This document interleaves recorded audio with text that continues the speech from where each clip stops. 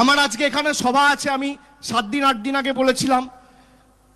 ফেসবুকে আবার অনেকে ভিডিও ছাড়ছে যাতে আমি ভয়ে এখানে না আসি, আমাকে ভয় দেখাবে,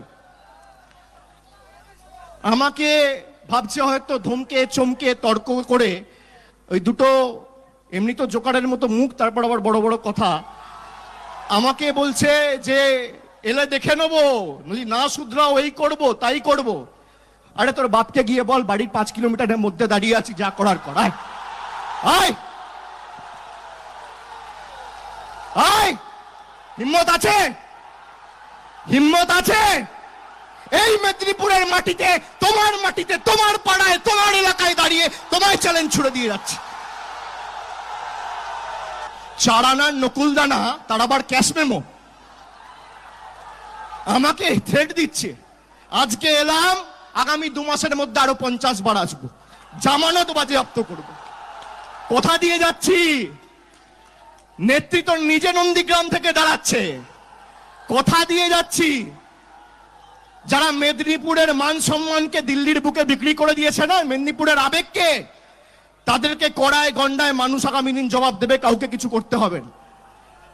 কোথায় কোথায় কি বলছে? ঘুমাচ্ছে ভাইপো, উঠছে ভাইপো, সকালে হাঁটছে ভাইপো, খাচ্ছে ভাইপো, আতঙ্ক হয়ে গেছে। 15 মিনিট বক্তব্য রাখলে 10 মিনিট খালি ভাইপো ভাইপো ভাইপো ভাইপো করছে, এত ভয়। এখন আমার সাথে না লড়াই করে আমার বউকে টার্গেট করেছে। কি বলছে? বলছে আমার বউয়ের নাকি এখানে অ্যাকাউন্ট আছে, সেখানে অ্যাকাউন্ট আছে। ভাই, আমার বউয়ের কলকাতা ছাড়া কোথাও অ্যাকাউন্ট নেই, আর আমি তো তথ্য পরিসংখ্যান সামনে রেখে দিয়েছি। কি বলছে? আমার বউ নাকি 2 বছর আগে এয়ারপোর্টে সোনা নিয়ে ধরা পড়েছিল। তো তোর সিআইএসএফ আর সিবিআই কি নাকে নস্যি দিয়ে ঘুমাচ্ছিল যখন ধরা পড়েছিল? এয়ারপোর্টে তো 500 সিসিটিভি ক্যামেরা আছে। আমি তো চ্যালেঞ্জ করছি, যদি ধরা পড়ে থাকে সিসিটিভি ক্যামেরার ফুটেজ কেন তোমরা পাবলিশ করছো না, কেন প্রকাশ্যে আনছো না? আমি তো পরের দিন সাংবাদিক বৈঠক করে বলেছিলাম, আর আমি তো বলেছি আমার তোলাবাজির প্রমাণ দিতে পারলে, ওই বীরেন্দ্রনাথ শাসমল যেমন বলেছিল না, দাঁড় করিয়ে পুড়িও, আমিও বলবো দাঁড় করিয়ে আমাকে ফাঁসির মঞ্চে নিয়ে চলো, মৃত্যুবরণ করব। আমার তোলাবাজির প্রমাণ যদি দিতে পারো বা প্রমাণ করতে পারো আমি কোথাও যুক্ত রয়েছি, যার জন্য বাংলা মায়ের নামে এতটা কালিমাও লিপ্ত হয়ে থাকে। আমি আগের দিন সুদীপ্ত সেনের চিঠি প্রকাশ করেছি, এই চিঠিটা আজকেও এনেছি, আপনারা দেখুন।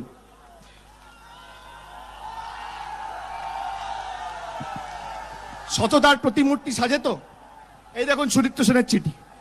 কার হাতের লেখা? সুদীপ্ত সেনের হাতের লেখা। সারদা কর্তা সুদীপ্ত সেন কি লিখেছে? জেল থেকে বসে চিফ মেট্রোপলিটন ম্যাজিস্ট্রেটকে, কোর্টকে চিঠি লিখেছে। কি লিখেছে শুনবেন?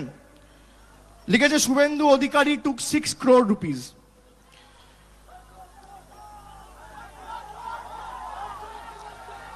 পরের লাইনে লিখেছে Suvendu introduced a man call Rakhal. এই রাখালটা কে?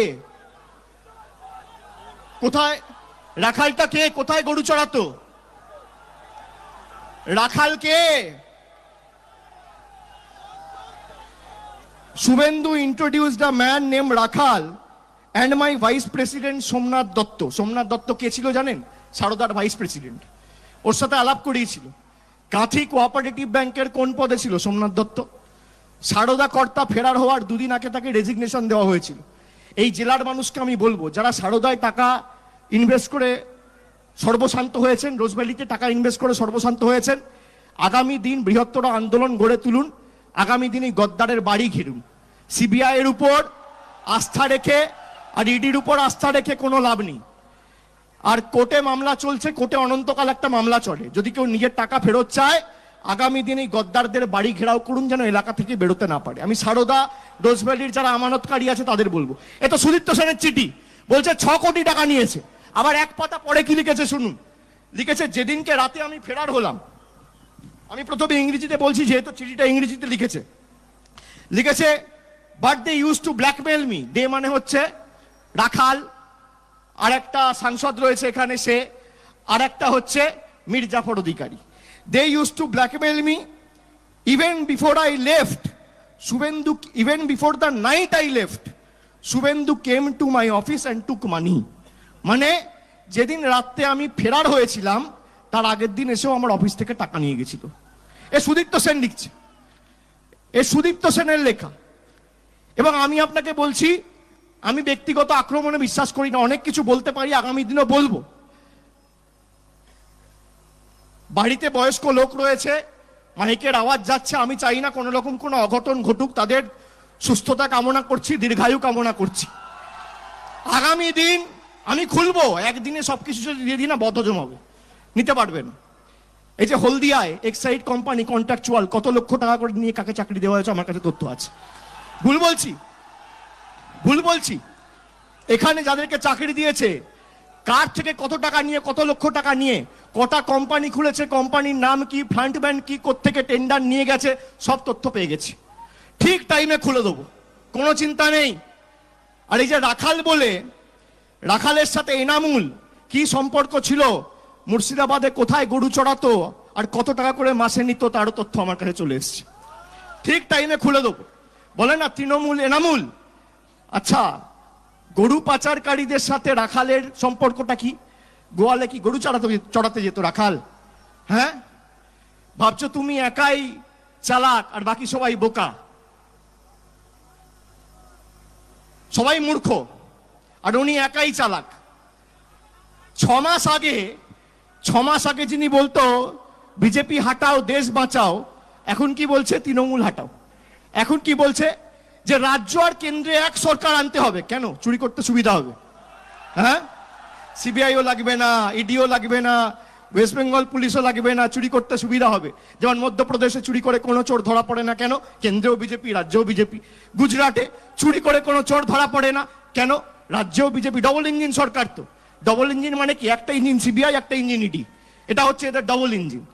তাতে কোনো অসুবিধা নেই, চুরি করে যাও। বলছে মোদিজির হাতে বাংলাটাকে তুলে দিতে হবে। বাংলা কি জয়নগরের মোয়া? তুই আগে মেদিনীপুর তুলে দেখা না মোদিজির হাতে, মোদিজির হাতে মেদিনীপুর তুলে দেখা। আবার বলছে আমি 18 বছরের বড়, আমি তুইতকারী করছে আমাকে। আমি কাউকে তুইতকারী করি না, কিন্তু বেঈমানদের আমি তুইতকারী করব। যারা বিশ্বাসঘাতক তাদের আমি তুইতকারী। ভাই ভেতর থেকে যদি সম্মান না আসে, আমি কি করে তোমাকে সম্মান দেবো? দিতে পারবো না তো। আমি তো অভিনেতা নয়, আমি তো তোমার মতো বড় অভিনেতা নয়। যে বিদ্যাসাগরের মূর্তি ভাঙলো তার পায়ে হাত দিয়ে প্রণাম করে আমি পদ্মফুলের ঝান্ডা নিচ্ছি। আপনারা ভাবতে পারছেন মেদিনীপুরে কোনোদিন হয়েছে